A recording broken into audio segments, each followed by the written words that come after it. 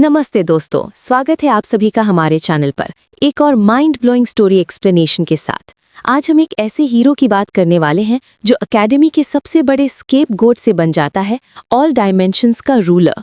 जी हाँ, from academy scapegoat to the ruler of all dimensions, his journey explained. तो भाई, अगर आपको भी लगा है कि आपकी लाइफ में आपके साथ इनजस्टिस हो रहा है, तो ये स्टोरी आपको पूरी तरह से इंस्पायर कर देगी। एक ऐसा कैरेक्टर जिसकी किस्मत इतनी खराब थी कि उसके सारे दुख और सारी ब्लेम उसके सर पर डाल दिए जाते थे, लेकिन कैसे वो इस मुश्किल से निकला और बन गया अल्टीमेट पावर यूजर, ये जानने के लिए वीडियो को एंड तक देखिएगा। लाइक बटन पे क्लिक करना मत भूलना और सब्सक्राइब तो अभी कर दो। तो कहानी शुरू होती है हमारे हीरो आरव शर्मा से। हम देखते हैं कि आरव एस्ट्रा एकेडमी में पढ़ता है, जहां एलिमेंटल मैजिक सिखाई जाती है। भाई, ये एकेडमी कोई ऐसी वैसी नहीं है, बड़े बड़े मैजिशियंस और वॉरियर्स यहाँ से निकले हैं। लेकिन आरव हमेशा की तरह इस प्रेस्टीजियस एकेडमी का सबसे वीक और अनफॉर्चुनेट स्टूडेंट है। उसका एलिमेंटल अफिनिटी, जिसे वॉइड माना जाता है, या तो नॉन एग्जिस्टेंट है या इतना रेयर कि कोई समझ ही नहीं पाता। इसकी वजह से वो हमेशा सबका मजाक बनता है और हर छोटी मोटी गलतियां एकेडमी में होने वाली मिसहैप्स का ब्लेम उसके सर पर डाल दिया जाता है। बेचारा आरव उसका कोई दोस्त नहीं, हमेशा अकेला और सैड रहता है। उसकी टीचर्स भी उसको इग्नोर करते हैं और उसके क्लासमेट्स से उसको बुली करने का कोई मौका नहीं छोड़ते। हाँ भाई, हम देखते हैं कि रोहन, एक फायर मेज प्रोडिजी, अपनी गैंग के साथ आरव को रेगुलरली टारगेट करता है। रोहन आरव को पानी पिला पिला के परेशान करता है, उसके खाने में से उसका हिस्सा चुरा लेता है और उसके स्टडीज में भी इंटरफेयर करता है। आरव बस चुपचाप सब सहता रहता है, उसमें इतनी हिम्मत ही नहीं है कि वो अपनी आवाज़ उठा सके। उसका रूम जो एकेडमी के बेसमेंट में है, काफ़ी छोटा और डार्क है। वहाँ पर भी उसको चैन नहीं मिलता, क्योंकि उसके रूम में कभी पानी का लीक हो जाता है, कभी लाइट चली जाती है और कभी उसके सामान को कोई ना कोई चुरा लेता है। आरव की लाइफ एक ऐसे लूप में फंस गई थी जहां से निकलने का कोई रास्ता नहीं दिख रहा था। एकेडमी के डीन ने भी उसे कई बार वार्न किया है कि अगर उसने अपनी मैजिकल एबिलिटी इंप्रूव नहीं की तो उसे एक्सपेल कर दिया जाएगा।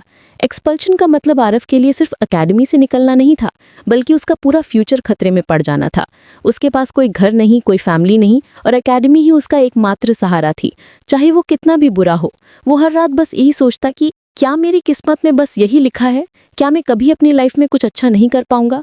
उसका हर दिन एक नए चैलेंज और एक नए ताने के साथ शुरू होता था।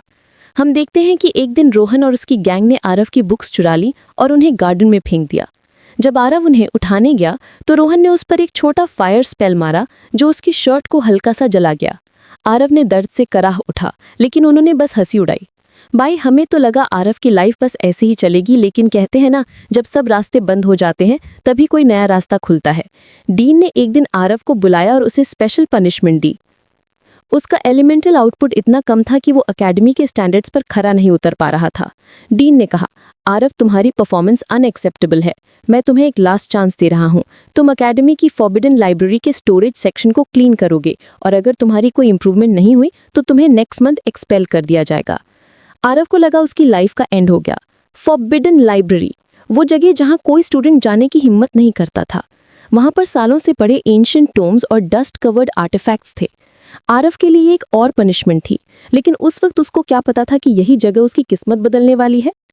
हम देखते हैं कि आरव ने अगले कुछ दिन लाइब्रेरी की सफाई में लगा दिए। हर कोने, हर शेल्फ को उसने साफ किया।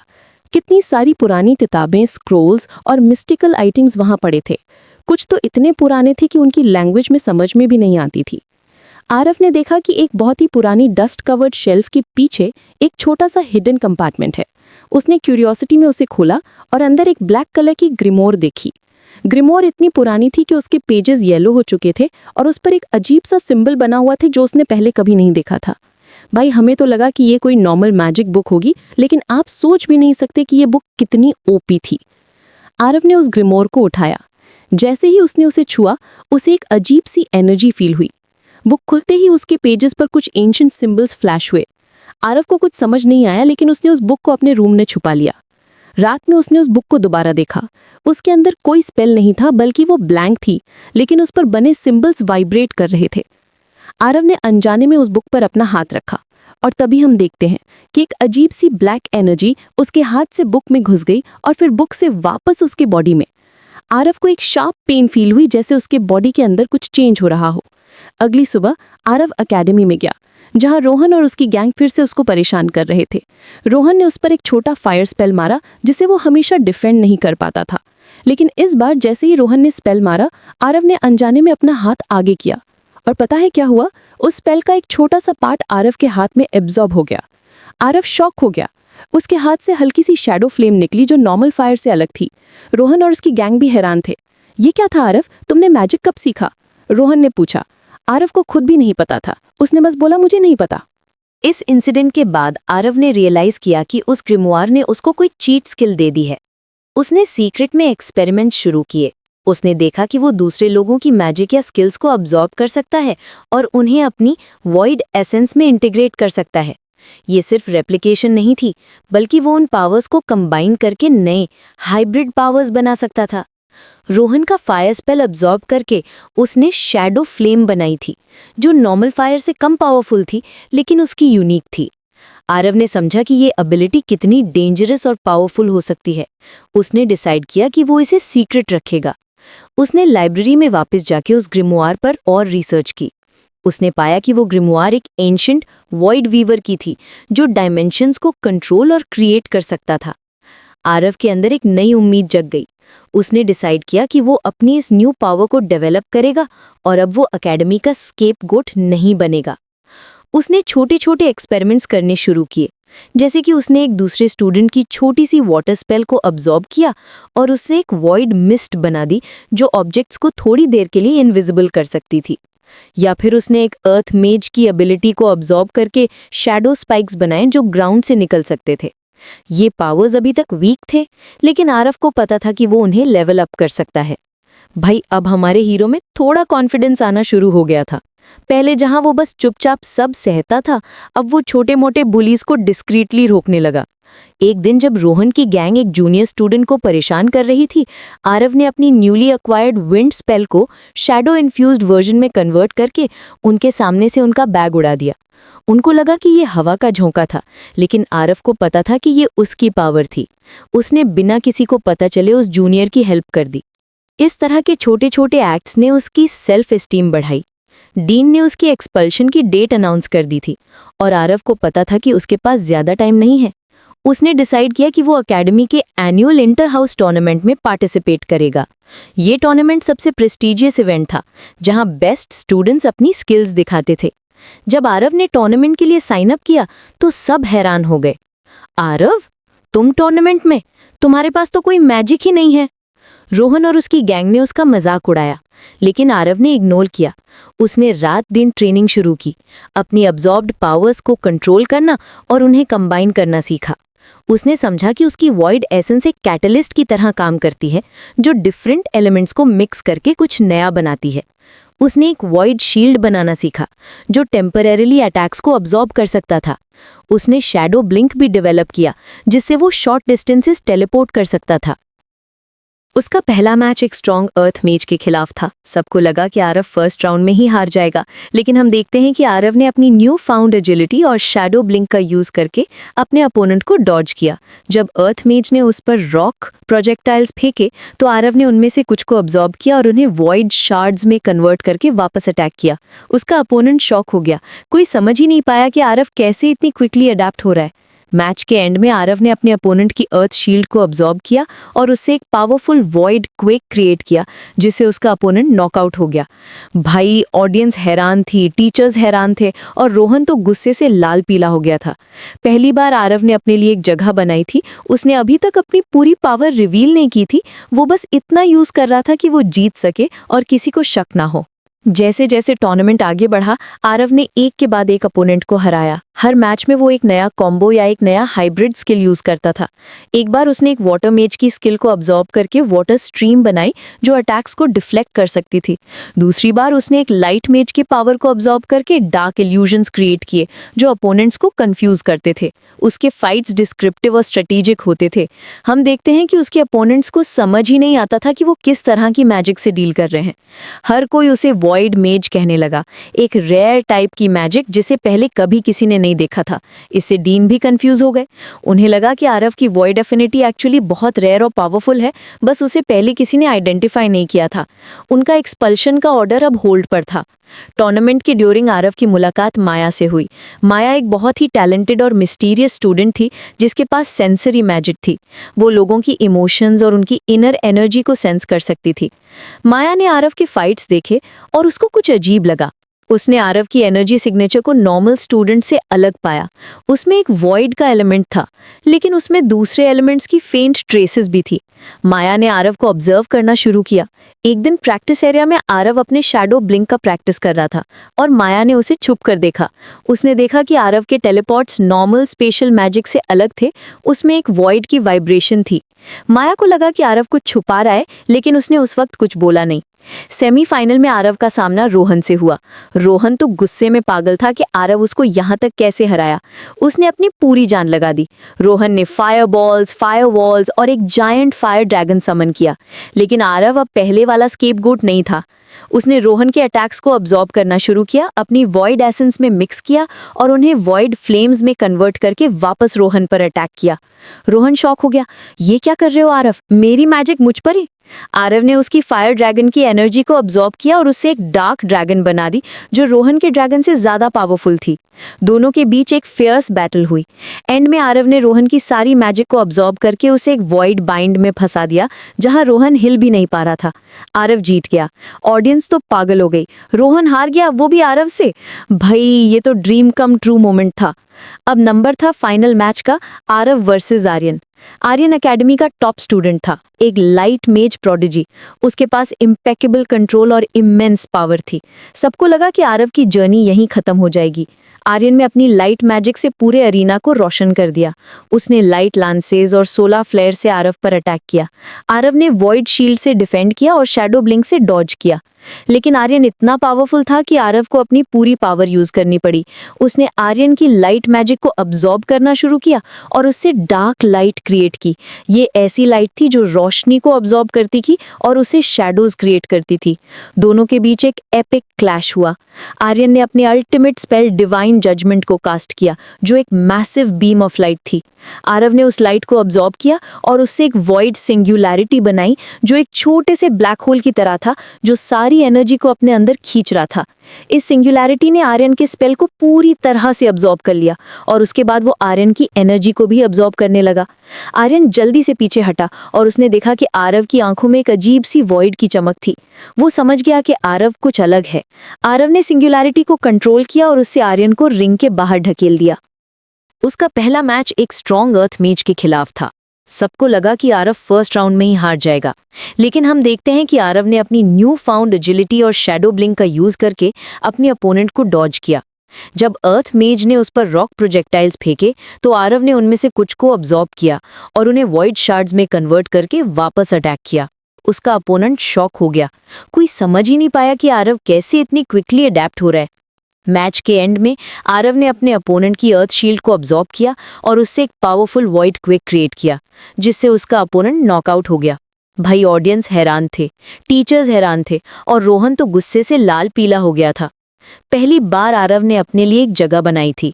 उसने अभी तक अपनी पूरी पावर रिवील नहीं की थी। वो बस इतना यूज कर रहा था कि वो जीत सके और किसी को शक ना हो।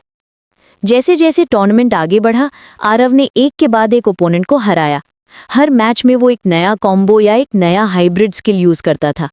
एक बार उसने एक वाटर नेज की स्किल को अब्जॉर्ब करके वॉइड स्ट्रीम बनाई जो अटैक्स को डिफ्लेक्ट कर सकती थी।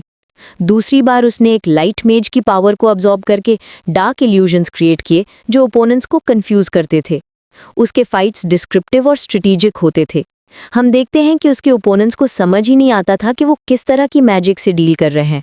हर कोई उसे वॉइड मैज कहने लगा, एक रेयर टाइप की मैजिक जिसे पहले कभी किसी ने नहीं देखा था। इससे डीन भी कंफ्यूज हो गए। उन्हें लगा कि आरव की वॉइड एफिनिटी एक्चुअली बहुत रेयर और पावरफुल है, बस उसे पहले किसी ने आइडेंटिफाई नहीं किया था। उनका एक्सपल्शन का ऑर्डर अब होल्ड पर था। टूर्नामेंट की ड्यूरिंग आरव की मुलाकात माया से हुई। माया एक बहुत ही टैलेंटेड और मिस्टीरियस स्टूडेंट थी जिसके पास सेंसरी मैजिक थी। वो लोगों के इमोशंस और उनकी इनर एनर्जी को सेंस कर सकती थी। माया ने आरव के फाइट्स देखे और उसको कुछ अजीब लगा। उसने आरव की एनर्जी सिग्नेचर को नॉर्मल स्टूडेंट से अलग पाया। उसमें एक वॉइड का एलिमेंट था, लेकिन उसमें दूसरे एलिमेंट्स की फेंट ट्रेसेस भी थी। माया ने आरव को ऑब्जर्व करना शुरू किया। एक दिन प्रैक्टिस एरिया में आरव अपने शैडो ब्लिंक का प्रैक्टिस कर रहा था और माया ने उसे छुपकर देखा। उसने देखा कि आरव के टेलीपोर्ट्स नॉर्मल स्पेशल मैजिक से अलग थे। उसमें एक वॉइड की वाइब्रेशन थी। माया को लगा कि आरव कुछ छुपा रहा है, लेकिन उसने उस वक्त कुछ बोला नहीं। सेमीफाइनल में आरव का सामना रोहन से हुआ। रोहन तो गुस्से में पागल था कि आरव उसको यहाँ तक कैसे हराया। उसने अपनी पूरी जान लगा दी। रोहन ने फायरबॉल्स, फायरवॉल्स और एक जायंट फायर ड्रैगन समन किया, लेकिन आरव अब पहले वाला स्केपगोट नहीं था। उसने रोहन के अटैक्स को ऑब्जॉर्ब करना शुरू किया, अपनी वॉइड एसेंस में मिक्स किया और उन्हें वॉइड फ्लेम्स में कन्वर्ट करके वापस रोहन पर अटैक किया। रोहन शॉक हो गया। ये क्या कर रहे हो आरव? मेरी मैजिक मुझ पर ही? आरव ने उसकी फायर ड्रैगन की एनर्जी को ऑब्जॉर्ब किया और उससे एक डार्क ड्रैगन बना दी जो रोहन के ड्रैगन से ज्यादा पावरफुल थी। दोनों के बीच एक फियर्स बैटल हुई। एंड में आरव ने रोहन की सारी मैजिक को ऑब्जॉर्ब करके उसे एक वॉइड बाइंड में फंसा दिया, जहां रोहन हिल भी नहीं पा रहा था। आरव जीत गया। ऑडियंस तो पागल हो गए। रोहन हार गया, वो भी आरव से। भाई ये तो ड्रीम कम ट्रू मोमेंट था। अब नंबर था फाइनल मैच का, आरव वर्सेस आर्यन। आर्यन एकेडमी का टॉप स्टूडेंट था, एक लाइट मेज प्रोडिजी। उसके पास इम्पेकेबल कंट्रोल और इमेंस पावर थी। सबको लगा कि आरव की जर्नी यहीं खत्म हो जाएगी। आर्यन ने अपनी लाइट मैजिक से पूरे अरीना को रोशन कर दिया। उसने लाइट लांसेस और सोलर फ्लैश से आरव पर अटैक किया। आरव ने वॉइड शील्ड से डिफेंड किया और शैडो ब्लिंक से डॉज किया। लेकिन आर्यन इतना पावरफुल था कि आरव को अपनी पूरी पावर यूज करनी पड़ी। उसने आर्यन की लाइट मैजिक को ऑब्जॉर्ब करना शुरू किया और उससे डार्क लाइट क्रिएट की। ये ऐसी लाइट थी जो रोशनी को ऑब्जॉर्ब करती थी और उससे शैडोज क्रिएट करती थी। दोनों के बीच एक एपिक क्लैश हुआ।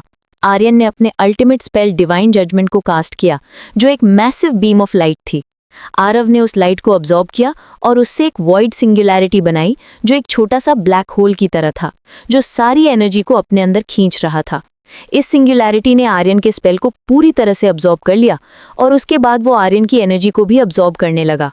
आर्यन जल्दी से पीछे हटा और उसने देखा कि आरव की आंखों में एक अजीब सी वॉइड की चमक थी। वो समझ गया कि आरव कुछ अलग है। आरव ने सिंगुलैरिटी को कंट्रोल किया और उससे आर्यन को रिंग के बाहर धकेल दिया।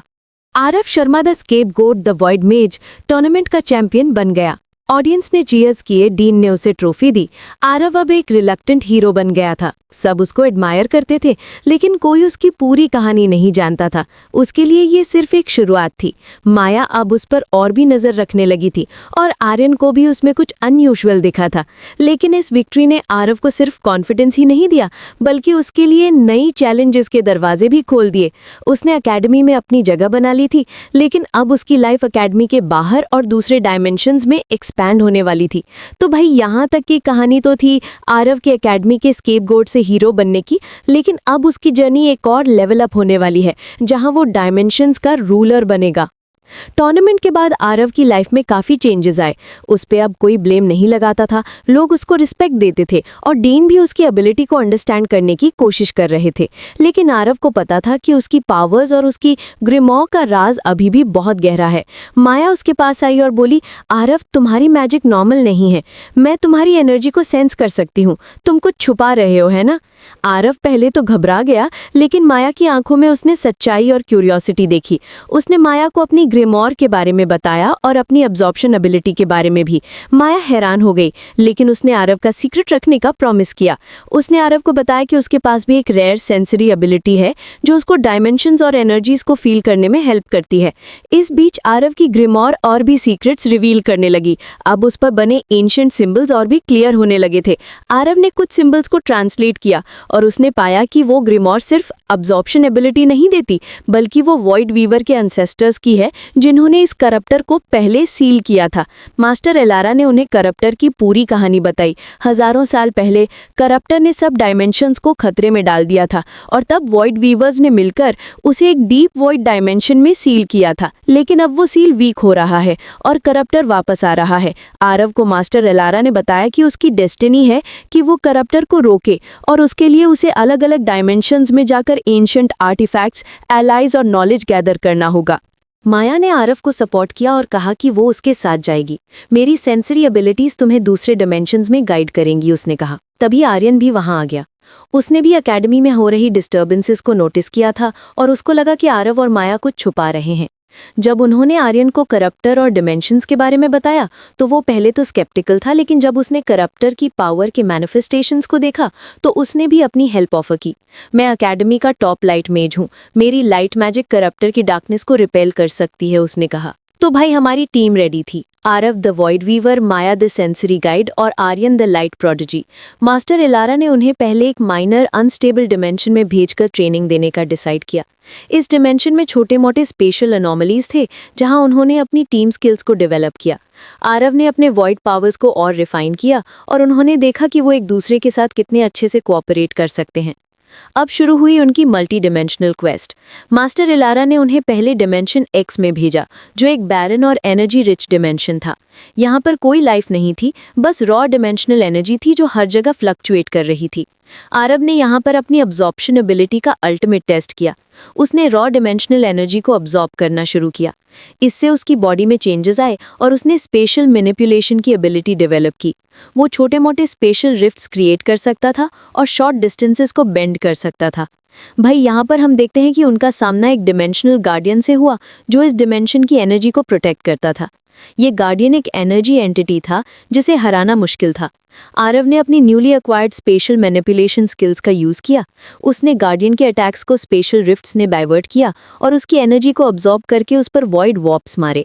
ये एक चैलेंजिंग फाइट थी जहां आरव ने सीखा कि कैसे स्पेस को डिफेंसिवली वीव किया जाता है। आर्यन ने अपनी लाइट मैजिक से गार्डियन को डिस्ट्रैक्ट किया और माया ने उसकी वीकनेसेस को सेंस किया।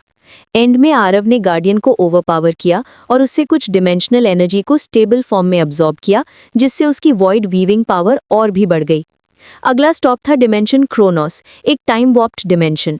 यहाँ पर टाइम कभी स्लो कभी फास्ट चलता था। पहले तो उन्हें एडजस्ट होने में मुश्किल हुई, लेकिन माया की सेंसरी एबिलिटीज ने उन्हें हेल्प की। आरव ने यहाँ पर टाइम मैनिपुलेशन की एबिलिटी डेवलप की। उसने लोकल टाइम को मैनिपुलेट करना सीखा, जिससे वो इनक्रेडिबली फास्ट मूव कर सकता था और फ्यूचर इवेंट्स को थोड़ा सा एंटिसिपेट कर सकता था, जैसे कि प्रीकॉग्निशन की एबिलिटी।